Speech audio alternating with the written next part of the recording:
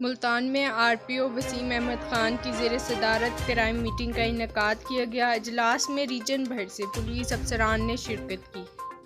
Police में खुद एहतसाबी का अमल कारकर्दगी में बेहतरी का ज़ामिन है। पुलिस स्टेशनों के मुआयने को बामकसद बनाया जाए, इन ख्यालात का इजहार आरपीओ मुल्तान ने किया। उन्होंने मज़ीद कहा कि संगीन जराइम के वाक़यात में DPOs फौरी ज़ाती दिलचस्पी लें, तफ्तीशी अफसरान अदालतों में पूरी तैयारी के साथ पेश हों, मेरिट के मुकाबले में किसी के असर और रसूख को खातिर में ना लाएं, इजलास में होने वाले फ़ैसलों पर फौरी अमल दरामद किया जाए, कत्ल समेत संगीन जराइम के मुकदमात की तफ्तीश की जाए। उन्होंने मज़ीद कहा कि जराइम की सूरत में अंदराज मुकदमात को यकीनी बनाया जाए।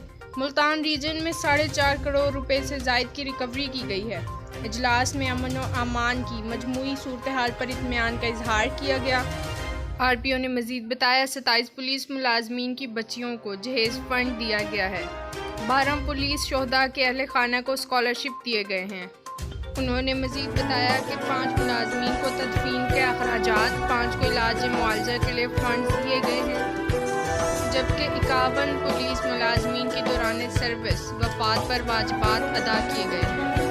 आरपीओ मुल्तान ने इस बात पर जोर दिया कि मेडिकल लीगल सर्टिफिकेट के दुरुस्त इजरा के लिए इक़दाम किए जाएँ। जो मेडिकल लीगल सर्टिफिकेट्स बोर्ड में चैलेंज हुए, बोर्ड फैसलों पर अमल और कार्रवाई की रिपोर्ट ली जाए। महकमा पुलिस के रिहायशी तामीराती मनसूबों को जल्द अज जल्द मुकम्मल किया जाए। आखिर पर उन्होंने रीजन भर में पुलिस स्टेशनों की इमारत की तामीराती काम जल्द अज जल्द कराने का भी हुक्म दिया। ये थी अब तक की लोगों